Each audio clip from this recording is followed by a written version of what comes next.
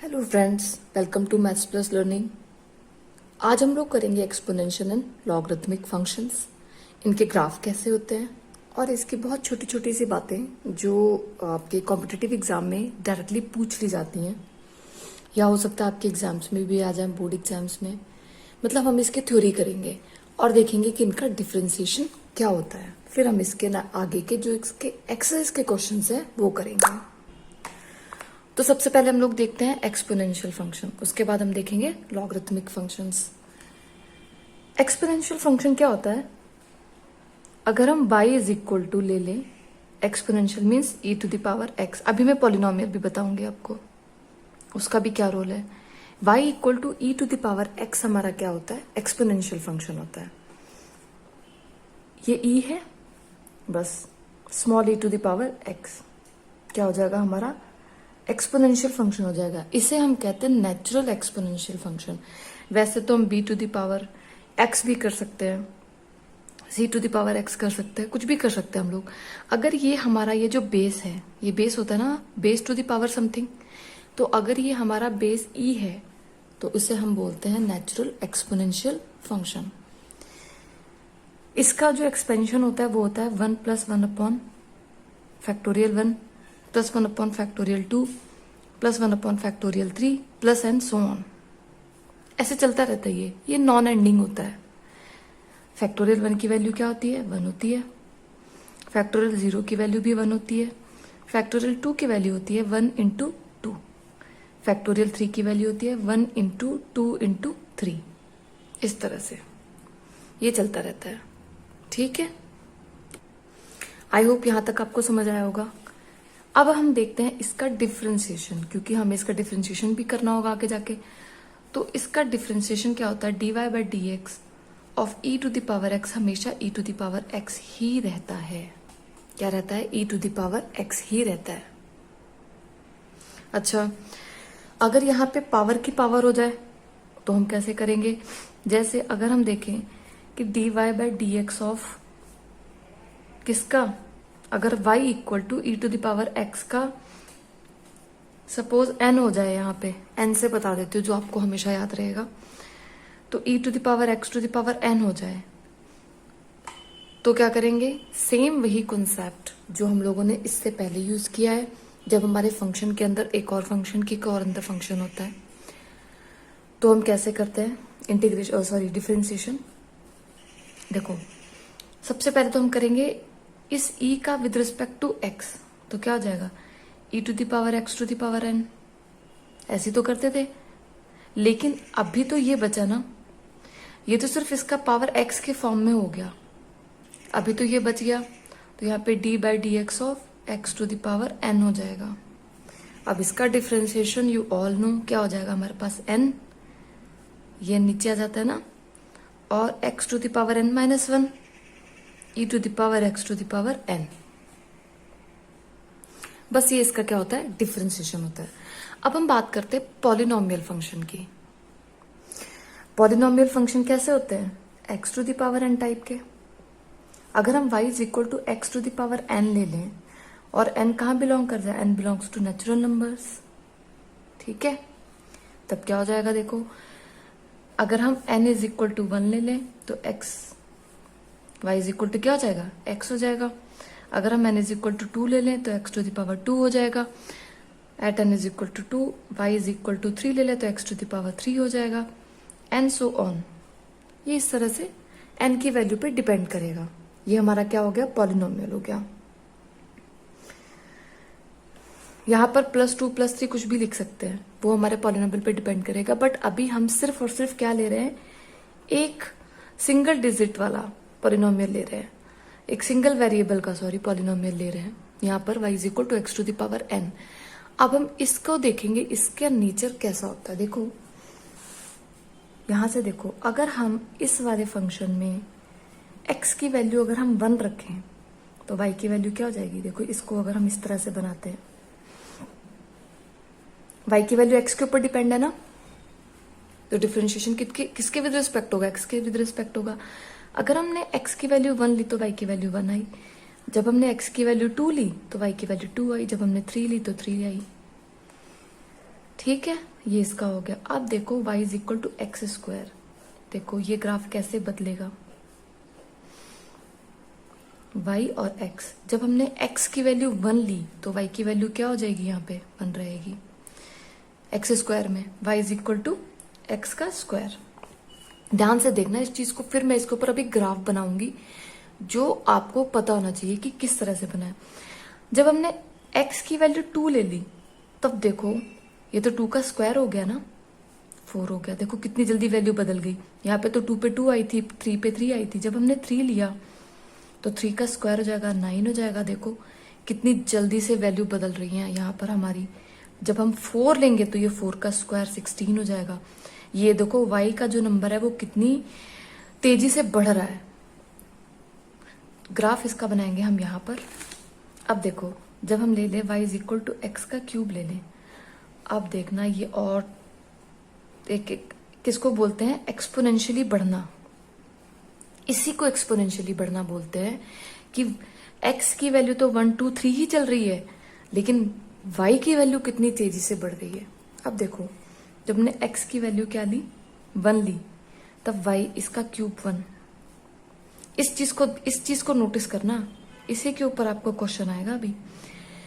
जब x की value 2 ले ली हमने तो 2 का क्यूब हो गया यहाँ पर, तो y की वैल्यू हो गई 8। जब हमने x की वैल्यू 3 ली, देखो नीचे का बेस सेम चल रहा है, x बिल्कुल सेम चल रहा है। वैल्यूज कहां पर डिफर हो रही हैं, यहां पर देखो। तो ये क्या हो जाएगा, 3 का क्यूब 27। इसी तरह से हम यहाँ पर 4 करेंगे एंड 5 एंड सो ऑन। तो देखो यहां पर क्या हो जाएगा, यहाँ पे 16 इसका स्क्वायर और 64। देखो ये वैल्यू तो 3 थी, ये 16 थी, यहाँ पे 64 हो गया। इसको बोलते हैं एक्सपोनेंशियली बढ़ना। जब x टू द पावर 4 ले लेंगे तब देखो, सिर्फ 1-2 वैल्यूज कराऊंगी इसमें। देखो जब हम x की वैल्यू 1 लेंगे, अब y का इंक्रीमेंट देखो 1 रहेगा, ठीक है। जब हमने x की वैल्यू 2 ले ली, अब 2 टू द पावर क्या होगा हमारे पास, 4 हो गया। 2 टू द पावर क्या हो गया हमारे पास, 4। तो यहां पर आ गया हमारे पास 16। अब हम यहाँ पे लेंगे 3, तो ये 3 टू द पावर क्या हो जाएगा हमारे पास, 4 हो गया हमारे पास 81 एंड सो ऑन। इसी तरह से बढ़ता रहेगा। अब देखो इसका ग्राफ, बोलते ना असली मजा तो इसका ग्राफ में है। देखो y is equal to x, y equal to x क्या होगा हमारे पास, एक स्ट्रेट लाइन होगी। कितने एंगल पे, 45 डिग्री एंगल पे। कैसे आपको पता, हम इसका स्लोप निकालते ना tan थीटा करके, y बाई एक्स। तो जैसी जैसी x की वैल्यू है वैसी वैसी y की वैल्यू है। तो theta is equal to tan inverse 1 पे निकाल लो, 2 पे निकाल लो, 3 पे निकाल लो, 2/2 1 हो गया। tan इनवर्स 1 किस पे होता है, या tan थीटा की वैल्यू 1 कब होती है, जब थीटा कितना होता है, 45 डिग्री होता है। तो ये एक स्ट्रेट लाइन आ गई हमारे पास y is equal to x, जिसका स्लोप क्या है, 45 डिग्री है। अब देखो जब हम y equal to x square का ग्राफ बनाएंगे, देखो 1 1 कुछ यहां पर होगा। इस पॉइंट को मार्क करना है आपको, 1 और ये 1, ये तो कोई पॉइंट होगा 1 1। 2 यहां पर होगा और कुछ 2 यहां पर होगा, इस तरह से। बट 2 पॉइंट नहीं लेना, हमें सिर्फ ये देखना है कि कहां पर हमारा क्या है, कॉमन है। y equal to x square, देखो इसका ग्राफ इस तरह से, जैसे जैसे वैल्यूज बढ़ती जाएंगी वैसे वैसे ग्राफ ऊपर को उठता जाएगा। क्यों, क्योंकि x की वैल्यू तो धीरे धीरे बढ़ रही है, लेकिन y की वैल्यू तो बहुत तेज बढ़ रही है। तो ये ग्राफ यहां से होकर जाएगा y equal to x square का, समथिंग लाइक दैट। लेकिन ये तो था y equal to x square. अब y equal to x cube का कैसे बनेगा, पास वो यहीं से होगा। क्यों, ये वैल्यू देखो, तो ये इस तरह से। लेकिन इस ग्राफ का जो स्लोप है वो और छोटा हो जाएगा। क्यों, क्योंकि x की वैल्यू तो धीरे धीरे बढ़ रही है, लेकिन y की वैल्यू तो एकदम से बढ़ गई। x टू द पावर 4, इसका जो ग्राफ है वो और स्टीपर होगा, उसका स्लोप और कम होगा। क्यों? क्योंकि देखो 2 पे ही ये 16 हो गया सीधे, यानी कि अगर y x equal to 1, y equal to 1, यहाँ पर x इक्वल टू 2 यहाँ है, तो 16 समथिंग समवेयर यहाँ पर होगा। तो ये ग्राफ एकदम से इसने ऐसे ऊपर चला गया। अब ये बात समझ में आई आपको कि ग्राफ कितना डिपेंड करेगा पावर के ऊपर। जैसे जैसे आपकी पावर बढ़ती जाएगी वैसे वैसे आपके ग्राफ का जो स्लोप है, देखो स्लोप पहले ऐसे था, अब टिल्ट होता हुआ ऐसे हुआ, फिर ऐसे हुआ, फिर ऐसे हुआ, अब तो सीधा ही हो गया स्लोप। तो जैसे जैसे x की वैल्यू हमारी, x की पावर हमारी बढ़ती जाएगी पॉलिनोमियल में, जैसे जैसे हमारी पावर बढ़ेगी वैसे वैसे हमारे ग्राफ का जो स्लोप है वो कम होता जाएगा। इसीलिए मैंने ये वैल्यूज आपको निकाल के यहाँ पर ये ग्राफ बताया। और एक बात देखो, ये सारे के सारे ग्राफ की जो वैल्यू है इस पॉइंट पे, यानी कि इसमें अगर आपसे कुछ कॉमन पूछ ले तो आप क्या बताओगे? That one thing they have in common is at x is equal to 1, y is also 1, चाहे x की पावर कुछ भी हो। यू ऑल नो कि 1 टू द पावर, अगर हम यहाँ पर सपोज 1000 भी कर दें तो भी हमारे पास 1 ही आती है। तो ये पॉइंट सबका कॉमन है, 1 जो पॉइंट है वो सबका कॉमन है, बट उसके बाद में ग्राफ का जो स्लोप है वो डिपेंड करेगा कि x की पावर कितनी है। अगर x टू द पावर 5 होता तो वो सीधे ऐसे ऊपर चला जाता, इसका स्लोप इससे भी कम, इसका इससे कम, इसका इससे कम, एंड सो ऑन। चलो अब हम देखते हैं लॉग फंक्शन को। लॉग फंक्शन क्या होता है और इसका जो ग्राफ होता है वो किस तरह से होता है इनका, और इसकी प्रॉपर्टीज क्या होती हैं। स्टार्ट करते हैं सबसे पहले हम लोग लॉग फंक्शन से। यहाँ पर एक बात मैं आपको और बता दूं, जो लॉग और एक्सपोनेंशियल फंक्शन होते हैं वो एक दूसरे के अपोजिट होते हैं। अब देखो कैसे, वी ऑल नो कि अगर हम लॉग लिखें और उसका सपोज हम बेस कर लें, यहाँ पर ई लेते हैं, नेचुरल लॉग हो जाएगा ना फिर, क्योंकि ई क्या होता है, e to the power x. अगर हम लोग वाई इक्वल टू करते हैं तो क्या होता है हमारे पास, नेचुरल एक्सपोनेंशियल फंक्शन। सेम इसी तरह से लॉग ई, यानी कि ये हो गया हमारा बेस और ए, तो इसको हम कैसे पढ़ते हैं, log a to the base e. जो नीचे है वो बेस है और जो ऊपर है उसके साथ लॉग ऐड करते हैं, log a to the base e. अगर this is equal to, suppose हम लोगों ने x ले लिया, for example we have taken log e, log a to the base e equal to x। तो अगर हम इसका एक्सपोनेंशियल ले लें तो क्या हो जाएगा, देखो एक्सपोनेंशियल हम कैसे लेंगे, जो ये बेस है ना उसी के विद रिस्पेक्ट एक्सपोनेंशियल ले लेंगे। देखो कैसे, e to the power log e equal to e to the power x। दोनों तरफ से लेना पड़ेगा ना हम लोगों को, ये ना हमारे डिफरेंशिएशन और इंटीग्रेशन में बहुत काम आता है। इसलिए मैं आपको बता रही हूँ, जो भी हमारा बेस है ना वही हम लेंगे यहाँ पर। तो ये दोनों आपस में क्या हो जाते हैं, कैंसिल हो जाते हैं, यानी कि e to the power log e या b to the power log b, जो बेस होगा उसी की पावर अगर हम लॉग में लिख दें बेस, तो और ये तो ये आपस में कैंसिल आउट हो जाते हैं। और यहाँ पर जो भी वैल्यू होती है, सपोज यहाँ पर a है, यहाँ पर भी a है, b है, c है, एनीथिंग, वो हमारी नीचे आ जाती है। तो जगह a equal to e to the power x, यानी कि ये चाहे हम ये लिखें या ये लिखें, they both are equal. Suppose कर लो अगर हम लोग लिख लें लॉग a बेस e, देखो लॉग क्या है, a है, लेकिन बेस अब इस बार कितना है, b है। यहाँ पर क्या था, लॉग a था और बेस कितना था, e था, इक्वल टू सपोज x। ठीक है, अगर अब हम इसका एक्सपोनेंशियल लें तो हम किसके विद रिस्पेक्ट लेंगे, यस b के। तो जगह b log b a equal to b to the power x, तो a equal to b to the power x आ गया ना वही। इसलिए मैं कह रही थी ना कि लॉग और एक्सपोनेंशियल फंक्शन क्या होते हैं, एक दूसरे के अपोजिट होते हैं, या कह लो सेम होते हैं, या हम ये लिख दें या ये लिखें, दे बोथ आर इक्वल। ये दोनों क्या होते हैं, इक्वल होते हैं। बस क्या करते हैं, या आप ऐसे समझ लो, ये लॉग हट जाएगा, ये इसकी पावर में चला जाएगा। देखो अगर हम लिखें लॉग ए बेस हो जाए और b, log b to the base a equal to suppose y लिख लें, तो अब क्या आ जाएगा, b equal to a to the power y. बस इतना याद कर लो, ज्यादा हौच पौच करने की जरूरत ही नहीं पड़ेगी। जो बेस है उसकी पावर में ये वाला पोर्शन चला जाएगा और ये नीचे आ जाएगा, लॉग हट जाएगा। इस सारे का मतलब बस यही है। अब इसकी पहले ग्राफ कर लेते हैं, फिर इसकी प्रॉपर्टीज करते हैं। तो देखो ग्राफ क्या होता है, one thing you have to keep in mind, जब भी हम लॉग का ग्राफ बनाएंगे,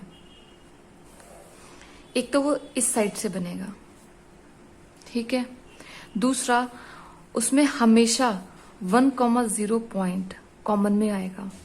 1,0 कहाँ होगा, x equal to 1, y equal to 0, something here, somewhere here 1,0। ये जगह 2,0, इस तरह से चलेगा ना हमारा। इसको हम क्या लिखते हैं, चाहे हम इसको 1 लिख लें, 2 लिख लें, 3 लिख लें या 0 लिख लें, क्योंकि ये x एक्सिस पे y क्या होता है, 0 होता है। अब देखो इसका ग्राफ कैसे बनेगा। जो नेचुरल लॉग होता है उसका ग्राफ सबसे पहले बनाओ। नेचुरल लॉग का ग्राफ हमारा कुछ इस तरह से होता है। नेचुरल लॉग कौन सा होता है, y is equal to log जिसका बेस एक्सपोनेंशियल e हो टू द पावर a, यानी कि log a base e equal to y हमारा क्या होता है, एक्सपोनेंशियल ग्राफ होता है या नेचुरल ग्राफ होता है। अब देखो अगर हम ले लें y is equal to log base कितना कर दे हम, सपोज 10, बेस 10, बेस 1 और बेस हमारा e, यही 3 होते हैं जो हमारे मोस्टली पूछे जाते हैं हमारे एग्जाम्स में।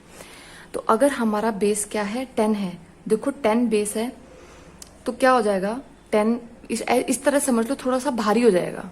क्या हो जाएगा, थोड़ा सा हैवी हो जाएगा 10, क्योंकि बेस में है ना 10, तो जिसके बेस में 10 है वो हैवी हो जाएगा, तो वो नीचे आएगा। इसका ग्राफ थोड़ा सा नीचे आएगा। तो ग्राफ कैसे नीचे आएगा हमारा, कुछ इस तरह से।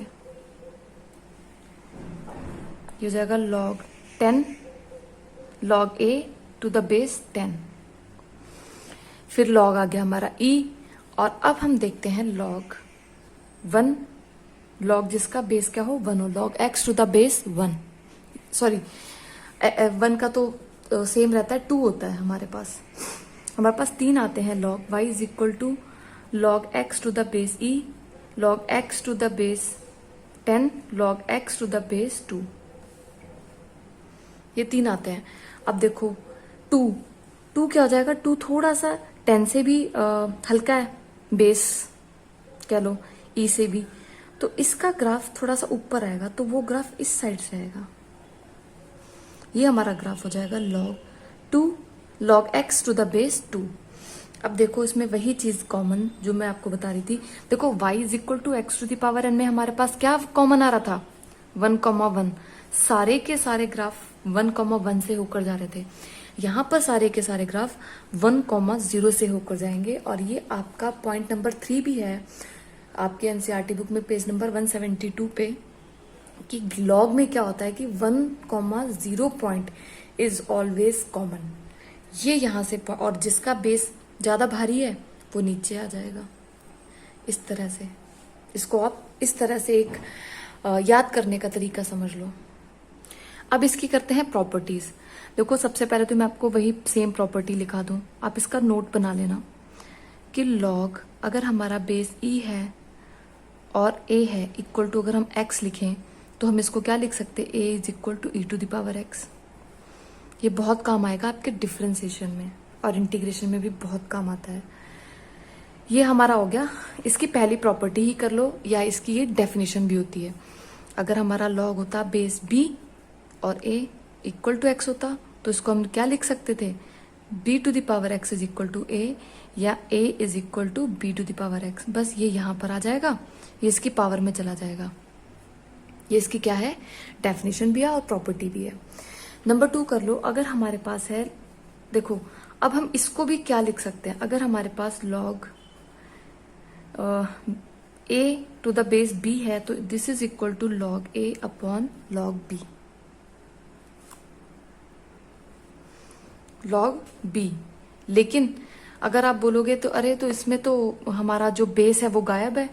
अगर बेस नहीं भी लिखा है तो वो हमारा क्या होता है, एक्सपोनेंशियल यानी कि नेचुरल बेस यानी कि ई होता है।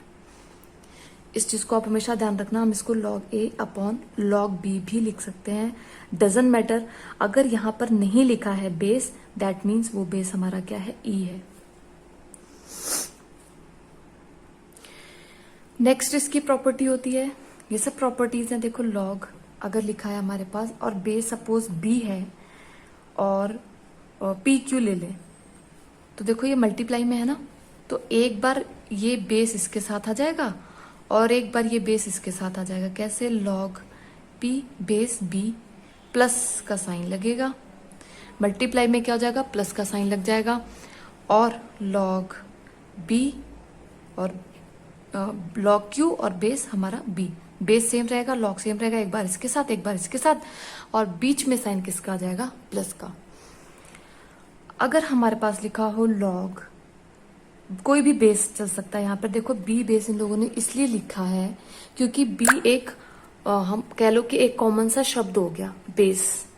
e भी लिख सकते हैं, a भी लिख सकते हैं, बेस कुछ भी हो सकता है यहाँ पर, बेस b। और हमारा यहाँ पर जो फंक्शन है सपोज a है टू द पावर n है, तो log के केस में क्या होता है, ये पावर ना आगे आ जाती है। इसको हम ऐसे भी लिख सकते हैं n log a base b। क्या होता है, ये जो फंक्शन होता है ना, इसकी पावर अगर कुछ होती है तो वो पावर आगे आ जाती है और बेस एज इट इज रहता है। अगर हमारे पास सपोज लिखा है 2 log, आपको जैसे आंसर मैच कराना है अपनी बुक से, आपके पास ऐसे आंसर्स आएंगे अभी कि आप कहोगे कि अरे आंसर तो मैच नहीं हो रहा है, तो कैसे लिखते हैं, देखो 2 log अगर हम लिखें यहाँ पर बेस सपोज e कर लें और a कर लें, और वो इसको लिख देंगे log a to the power 2। अब देखो यहाँ से e भी गायब है, कोई फर्क नहीं पड़ता, और ये उठ के 2 यहाँ पर आ गया इसकी पावर में, ठीक है। और एक चीज देख लो, अगर log लिखा हो आपके पास, बेस कोई भी हो सकता है x upon y, this is equal to log, एक बार x इसके साथ आ जाएगा और यहाँ पर माइनस का साइन लग जाएगा। देखो जब हमारे पास मल्टीप्लाई था तो हमने अलग अलग अगर किया इनको, देखो इस चीज को यहां से समझो, यहां से समझ आ जाएगा। देखो जब हमारे पास मल्टीप्लाई में थे तब हम लोगों ने जब इसको p और q को अलग अलग लिखा तो हमने प्लस का साइन लगाया, क्योंकि मल्टीप्लाई में हमेशा चीजें ऐड होती हैं, मतलब ज्यादा ही हो जाती है, गुने हो जाती हैं। लेकिन जब हम डिवाइड करते हैं तो चीजें हमेशा कम होती हैं। 2 लोगों में अगर आप 4 पेन डिवाइड करोगे तो कम ही हो जाएंगे ना, ज्यादा तो होंगे नहीं। अगर 2 लोगों के पास 4 पेन है और एक बंदा और है उसके पास 2 पेन, तो अगर आप इन दोनों को मिला दोगे तो तीनों के पास 6 पेन हो जाएंगे। मल्टीप्लाई में चीजें ऐड होती हैं और डिवाइड में चीजें हमेशा कम होती हैं। जब हम किसी चीज का डिवीजन करते हैं तो उसको इस तरह से लिख देंगे log y base b। I hope ये जो मैंने यहाँ पर आपको एक छोटा सा तरीका बताया याद रखने का हमेशा, वो यही है कि जब हम मल्टीप्लाई करते हैं तो चीजें हमेशा ऐड ऑन होती हैं, ज्यादा होती हैं। और जब हम डिवाइड करते हैं, ऐसा तो नहीं है कि डिवाइड करें चीजों को और चीजें ज्यादा हो जाएं। हाँ वो अलग बात है कि 1000 अपॉन 0.001 अगर करेंगे तो ज्यादा हो सकती हैं, बट जो एक हमारा समझने का तरीका है उससे अगर हम देखें तो चीजें हमेशा कम होती हैं, तो यहाँ पे माइनस हो जाएगा और एक बार log इसके साथ आ जाएगा बेस के साथ में, एक बार इसके साथ आ जाएगा। ये इसकी क्या थी, प्रॉपर्टीज। और डिफरेंशिएशन देख लेते हैं। डिफरेंशिएशन ऑफ log x यानी कि बेस यहाँ पर क्या है, हमारे पास e है, इसका 1/x होता है।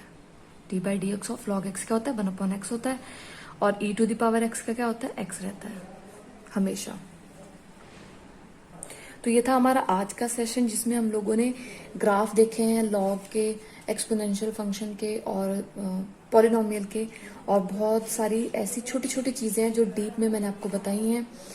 इसके बाद हम करेंगे क्वेश्चंस एक्सरसाइज के 5.4 के, देन 5.5 के, और आपको मिलेंगे हम नेक्स्ट सेशन में। Okay, so till then bye bye, take care, और सब्सक्राइब करें मैथ्स प्लस लर्निंग को।